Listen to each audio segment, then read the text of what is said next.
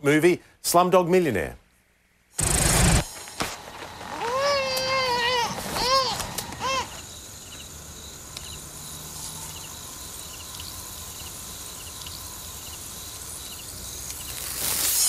Yeah, sadly, it's not just a big screen thing. This scenario became all too real in Bangladesh recently. A 7-year-old boy exposing a criminal gang that had been operating for years in Dhaka. Now, our Sarah Seidner covered the story for the CNN Freedom Project, our year-long look at the brutal horrors and shocking prevalence of modern-day slavery. Now, Sarah met a young boy who stood up to a gang who wanted him to beg on the streets, but he paid a heavy price for his defiance.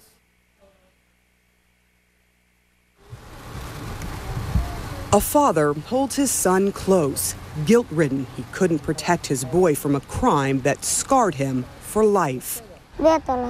Pain, I felt pain, he says. Just 7 years old, he is in police protection.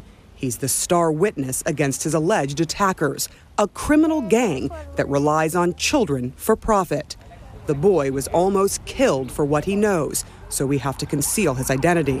What did these bad men do to you? They took me into an alley. I didn't want to go, but they snatched me up. And then 4 people tied my hands and legs. They said they would make me beg. I threatened to tell my father and police on them. He says he recognized his captors from the neighborhood. When he refused to beg, the men responded by bashing his head with a brick, slitting his throat and stomach. And the family wants the world to know the men also cut off most of the boy's penis. His frantic mother found him outside in the middle of the night. What did you think when you first saw your son after this incident? I could hardly recognize him because he was so stained with blood, she says.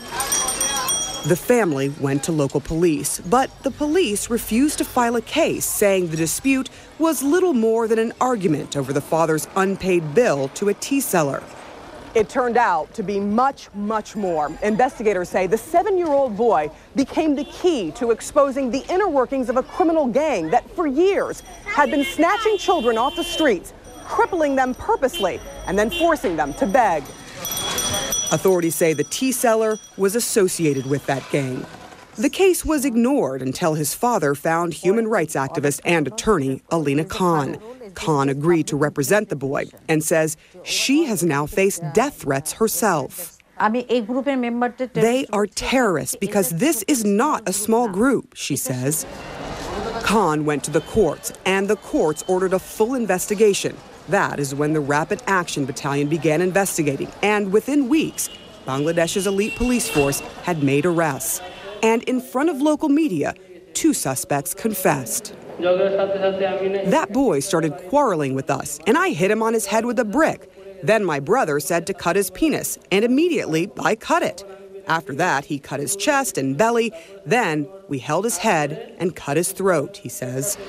The suspect said the gang routinely disfigured children to increase profits because pity pays. Police say people give more to maimed children. Sometimes after kidnapping the children, they hide them inside vessels for 5-6 months and give them very little food and water. Because of the nutrition deficiency, they become lean and sick. Then they send them out to beg, he says. In the confession, the suspect said each child brings in about $7 a day. Of that, the handler takes about $3 and the ringleader almost $4, leaving pennies for the child to buy food. This just sounds evil. This is really cruel. I have no word to explain or express my